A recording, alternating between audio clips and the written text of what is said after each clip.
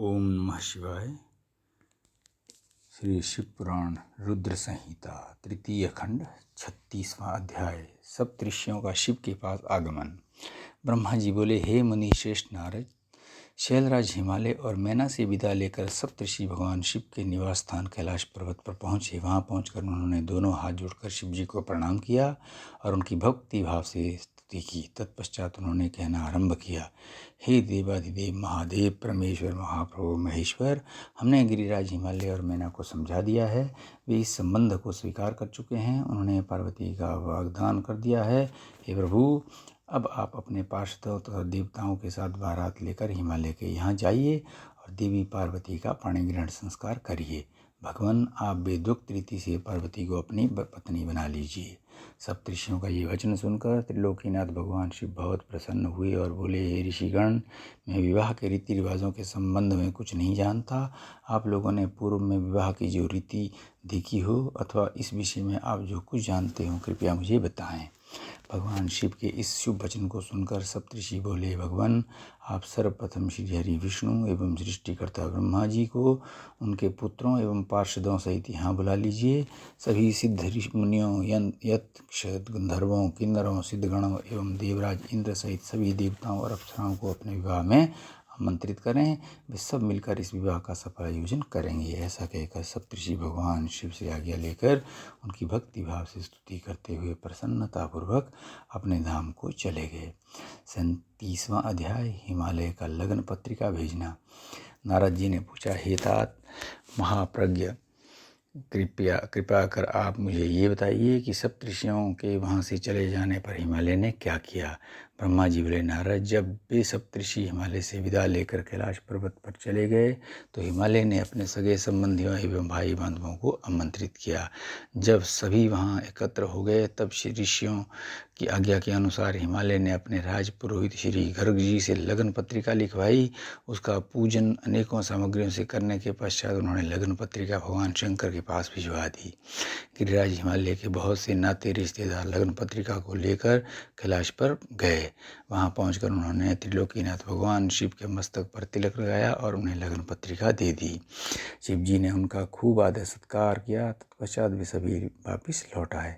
शैलराज हिमालय ने देश के विभिन्न स्थानों पर रहने वाले अपने सभी भाई बंधुओं को इस अवसर पर आमंत्रित किया। सबको निमंत्रण भेजने के पश्चात हिमालय ने अनेकों प्रकार के रत्नों, वस्त्रों और बहुमूल्य आभूषणों तथा विभिन्न प्रकार की बहुमूल्य देने योग्य वस्तुओं को संग्रहित किया।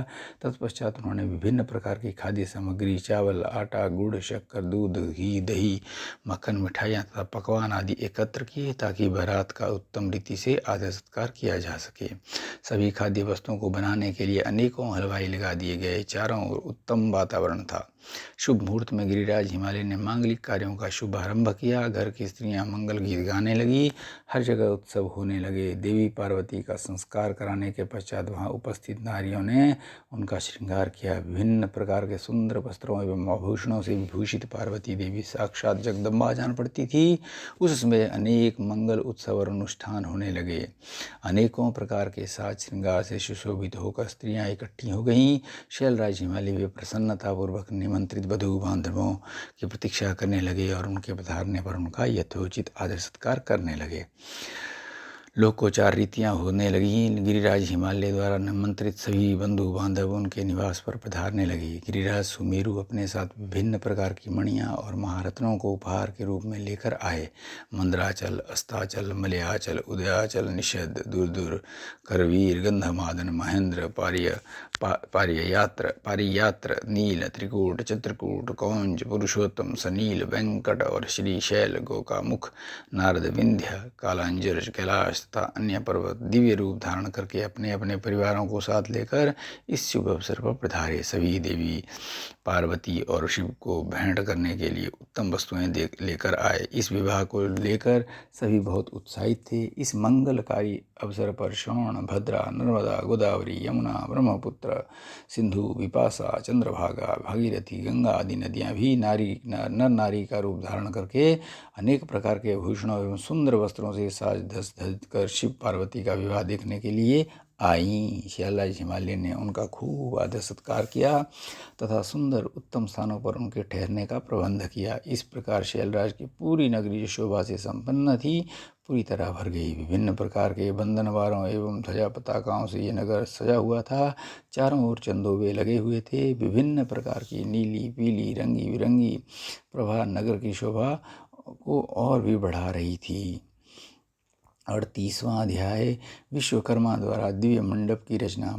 ब्रह्मा जी बोले, हे मुनि श्रेष्ठ नारद, शैलराज हिमालय ने अपने नगर को बारात के स्वागत के लिए विभिन्न प्रकार से सजाना शुरू कर दिया। हर जगह की सफाई का विशेष ध्यान रखा गया, सड़कों को साफ कराया गया और उन पर छिड़काव कराया गया। तत्पश्चात उन्हें बहुमूल्य साधनों से सुसज्जित एवं शोभित किया गया।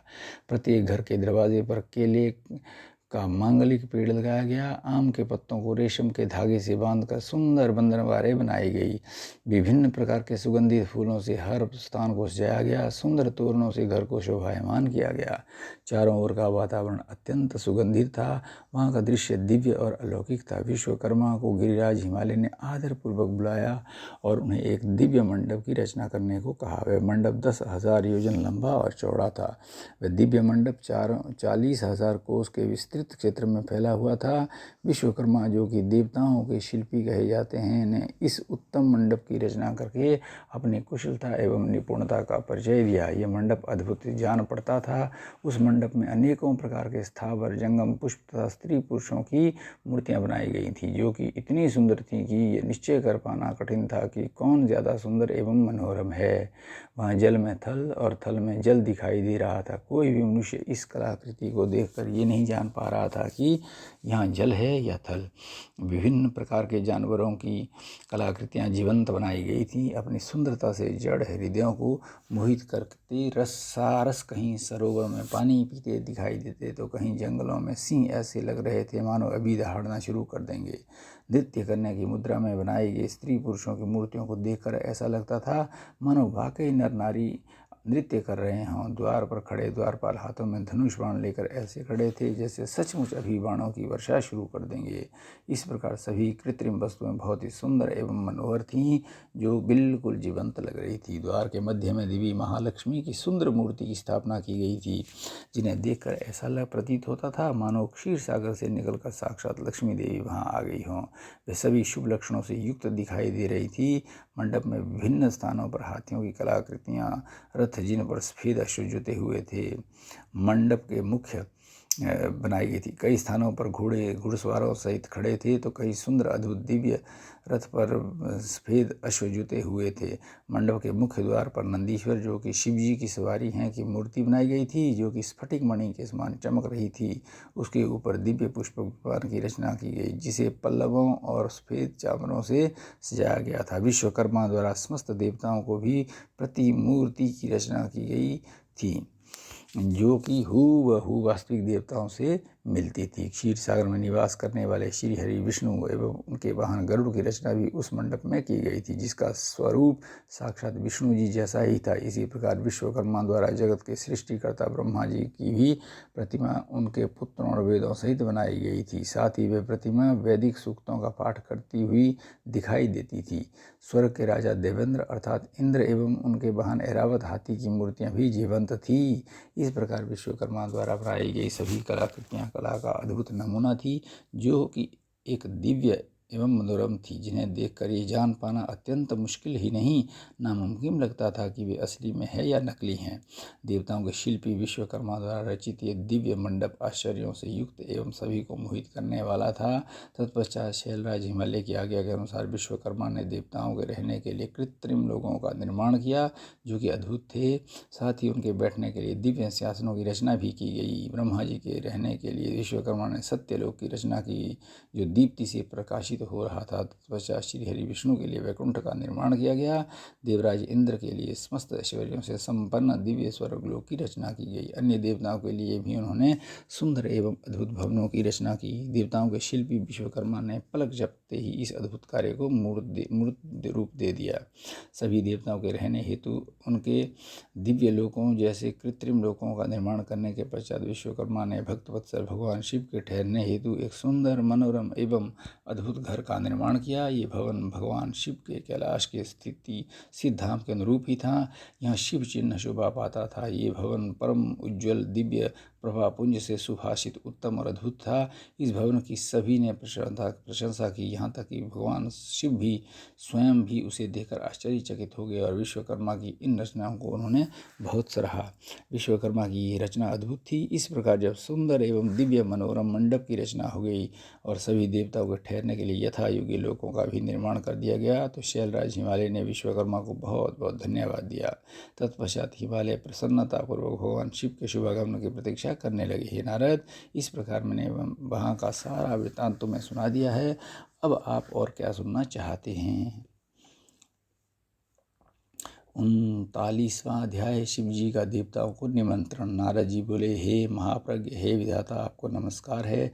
आपने अपने श्रीमुख से मुझे अमृत के समान दिव्य और अलौकिक कथा को सुनाया है। अब मैं भगवान चंद्रमौली के मंगलमय वैवाहिक जीवन का सार सुनना चाहता हूँ, जो कि समस्त पापों का नाश करने वाला है। भगवान कृपा कर मुझे ये बताइए कि जब शैलराज हिमालय द्वारा भेजी गई लग्न पत्रिका महादेव जी को प्राप्त हुई तो महादेव जी ने क्या किया? प्रभु, इस अमृत कथा को सुनाने की कृपा कीजिए। ब्रह्मा जी बोले, हे मुनि श्रेष्ठ नारद, लग्न पत्रिका को पाकर भगवान शिव ने मन में बहुत हर्ष का अनुभव किया। लग्न पत्रिका लेकर आए शैलराज के बंधु बांधवों का उन्होंने यथा योग्य आदर सत्कार किया। तत्पश्चात उन्होंने उस लग्न पत्रिका को पढ़कर स्वीकार किया तथा पत्रिका लेकर आए हुए लोगों को आदर सम्मान से विदा किया। तब शिव जी प्रसन्नतापूर्वक सप्तर्षियों से बोले कि हे मुनियों, आपने मेरे लिए इस शुभ कार्य का संपादन किया है और मैंने इस विवाह हेतु अपनी स्वीकृति प्रदान कर दी है, अतः आप सभी मेरे विवाह में सादर आमंत्रित हैं। भगवान शिव के शुभ वचन सुनकर ऋषिगण बहुत प्रसन्न हुए और उनको आदरपूर्वक प्रणाम करके अपने धाम को चले गए। जब ऋषिगण कैलाश पर्वत से चले गए तब भक्तवत्सल भगवान शिव ने तुम्हारा स्मरण किया। तुम अपने सौभाग्य की प्रशंसा करते हुए तुरंत उनसे मिलने उनके धाम पहुँच गए। शिव जी के श्री चरणों में तुमने नतमस्तक होकर झुककर प्रणाम किया और वहाँ हाथ जोड़कर खड़े हो गए। भगवान शिव बोले, हे नारद, तुम्हारे लिए एक उपदेश से प्रभावित होकर ही देवी पार्वती ने घोर तपस्या की है और उससे प्रसन्न होकर मैंने उन्हें अपनी पत्नी का बनाने का वरदान दिया है। पार्वती की भक्ति ने मुझे वश में कर लिया है।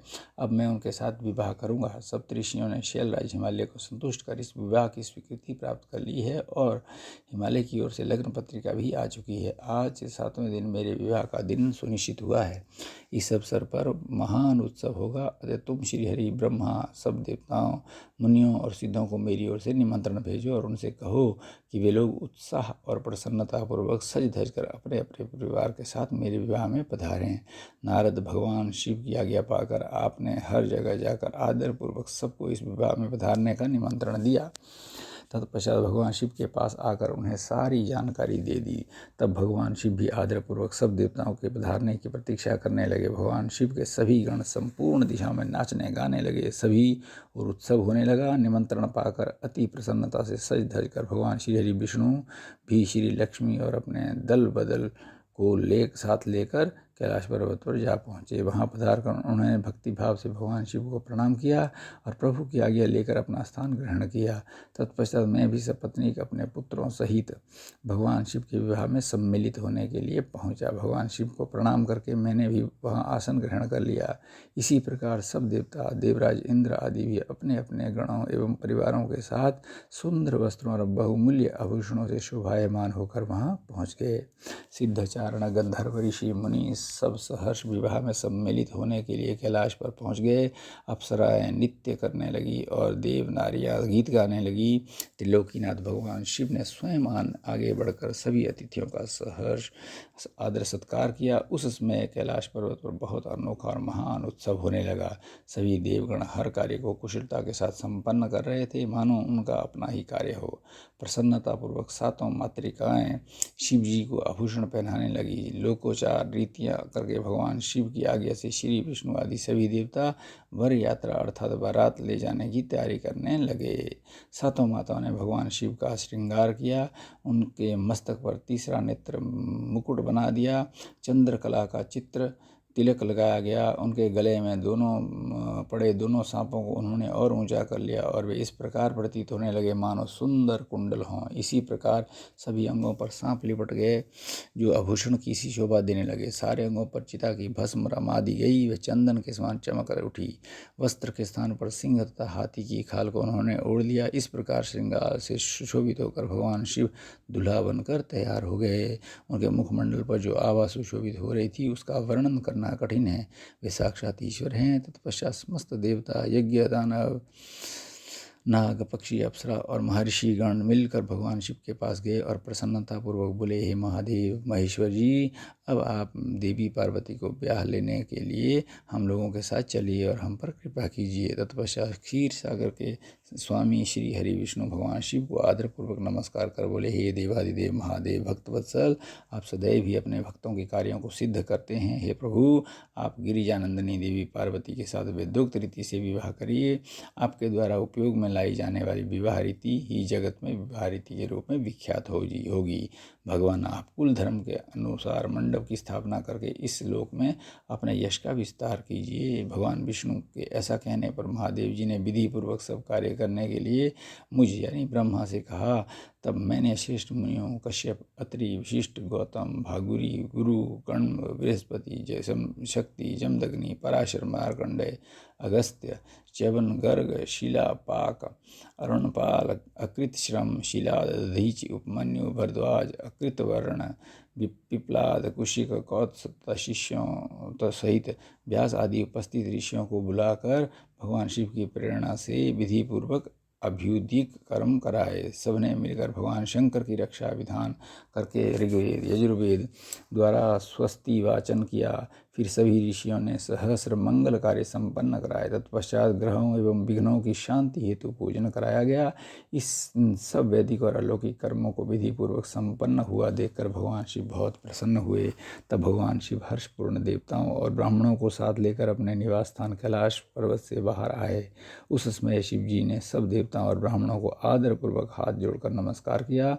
चारों ओर गाजे बाजे बजने लगे। सभी मंत्र मुग्ध होकर नृत्य करने लगे। वहाँ बहुत बड़ा उत्सव होने लगा।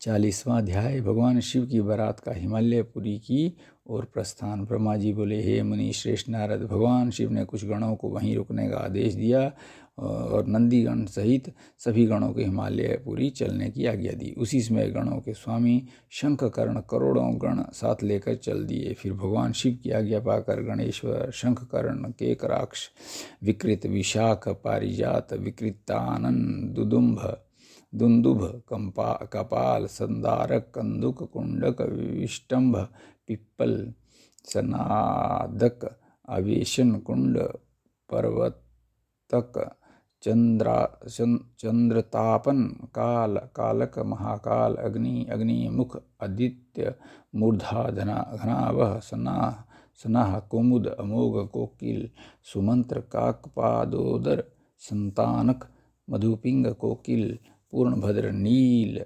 चतुर्वक्र, कर्ण, अहिरोमक, यज्वाक्ष, शतमन्यु, मेघन्यु, काष्ठागूढ़, विरूपाक्ष, सुकेश, वृषभ, सनातन, तालकेतु, षण्मुख, चैत्र, स्वयंभू, लकुलीश, लोकांतक, दीप्तात्मा, दन्यातंक, भृंगी, रिट्टी, देवप्रिय, अश्नि, भानुक, प्रमथ तथा वीरभद्र अपने असंख्य गणों को साथ लेकर चल पड़े। नंदीश्वर एवं गणराज भी अपने अपने गणों को ले क्षेत्रपाल और भैरव के साथ उत्साहपूर्वक चल दिए। उन सभी गणों के सिर पर जटा, मस्तक पर चंद्रमा और गले में नील चिन्ह था। शिव जी ने रुद्राक्ष के आभूषण धारण किए हुए थे। शरीर पर भस्म शोभायमान थी। सभी गणों ने हार, कुंडल, केयूर तथा मुकुट पहने हुए थे। इस प्रकार त्रिलोकीनाथ महादेव अपने लाखों करोड़ों शिवगणों तथा मुझे श्री हरि और अन्य सभी देवताओं को साथ लेकर धूमधाम से हिमालय नगरी की ओर चल दिए। शिव जी के आभूषणों के रूप में अनेक सर्प उनकी शोभा बढ़ा रहे थे और वे अपने नंदी बैल पर सवार होकर पार्वती जी को ब्याहने के लिए चल दिए। इस समय चंडी देवी महादेव जी को बहन बनकर खूब नृत्य करती हुई उस बारात के साथ हो चली। चंडी देवी ने सांपों को आभूषणों की तरह पहना हुआ था और वे प्रेत पर बैठी हुई थी तथा उनके मस्तक पर सोने से भरा कलश था जो कि दिव्य प्रभापुंज सा प्रकाशित हो रहा था। उनकी यह मुद्रा देखकर शत्रु डर के मारे कांप रहे थे। करोड़ों भूत प्रेत उस बारात की शोभा बढ़ा रहे थे। चारों दिशाओं में डमरुओं, भेरियों और शंखों के स्वर गूंज रहे थे। उनकी ध्वनि मंगलकारी थी, जो विघ्नों को दूर करने वाली थी। श्री हरि विष्णु सभी देवताओं और शिवगणों के बीच में अपने वाहन गरुड़ पर बैठकर चल रहे थे। उनके सिर के ऊपर सोने का छत्र था। चमर ढुलाए जा रहे थे। मैं भी वेदों, शास्त्रों, पुराणों, आगमों, सनकादिक महासिद्धों, प्रजापतियों, पुत्रों तथा अन्य परिजनों के साथ शोभायमान होकर चल रहा था। स्वर्ग के राजा इंद्र भी रावत हाथी पर आभूषणों से सज धज कर बारात की शोभा में चार चांद लगा रहे थे। भक्त वत्सल भगवान शिव की बारात में अनेक ऋषि मुनि और साधु संत भी अपने दिव्य तेज से प्रकाशित होकर चल रहे थे।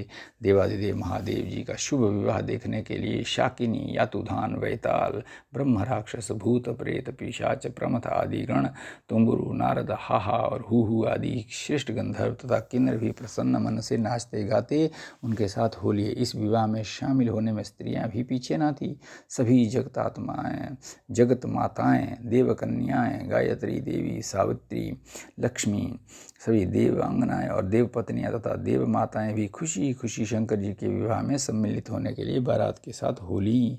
वेद, शास्त्र, सिद्ध और महर्षि जिसे धर्म का स्वरूप मानते हैं, जिस स्फटिक के समान श्वेत व उज्ज्वल है, वह सुंदर बैल नंदी भगवान शिव का वाहन है।